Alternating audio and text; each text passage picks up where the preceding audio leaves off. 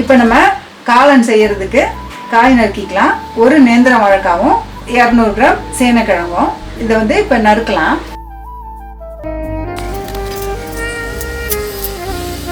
துண்டு துண்டா நறுக்கணும், அவ்வளோதான். குண்டு குண்டா நறுக்கிக்கணும். அப்படியே ஸ்லாண்டிங்காக வெட்டுவோம். இந்த மாதிரி சேனக்கிழங்கையும் துண்டு துண்டா நறுக்கிக்கணும். தண்ணியை வச்சுக்கலாம். ஒரு கப்பு போல் ஊற்றி இருக்கிறேன். இது மூழ்கிற அளவுக்கு வச்சுக்கலாம். கொஞ்சம் மஞ்சத்தூள், 1 ஸ்பூன் மிளகுத்தூள், குருமிளகு பொடி. அது காரத்துக்கு தகுந்தாப்புல போட்டுக்கணும்.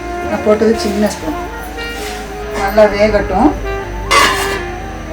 இந்த தயிரை வந்து நம்ம இதை வந்து லைட்டாக ஒரு பல்ஸ் போட்டு எடுத்துக்கலாம். இல்லைன்னா துண்டு துண்டாக ஆயிடும். ரொம்ப புளிக்கக்கூடாது, அதுக்குன்னு புளிக்காமையும் இருக்கக்கூடாது. நல்லா கரெக்டாக இருக்கணும் புளிப்பு. நல்லா காய் வெந்துருச்சு. குழையும் வேகக்கூடாது, நறுக்கு நல்லா வெந்திருக்கணும், அவ்வளோதான். இப்போ நம்ம இந்த அடித்து வச்ச தயிரை ஊற்றிடலாம்.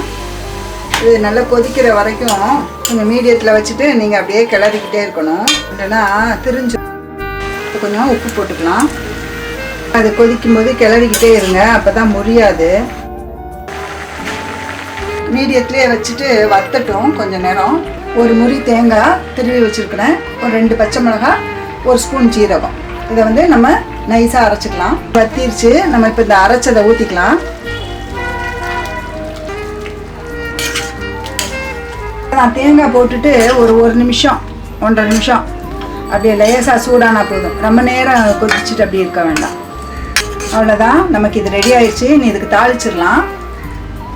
ஒரு 2-3 ஸ்பூன் தேங்காய் எண்ணெய் ஊற்றிக்கோங்க. நல்லா வாசனையாக இருக்கும். தேங்காய் எண்ணெயில் தான் செய்யணும், அப்போ தான் நல்லாயிருக்கும். கடுகு போட்டுக்கலாம். மிளகா, 2 வெந்தயம், கருவேப்பிலை போட்டுக்கலாம்.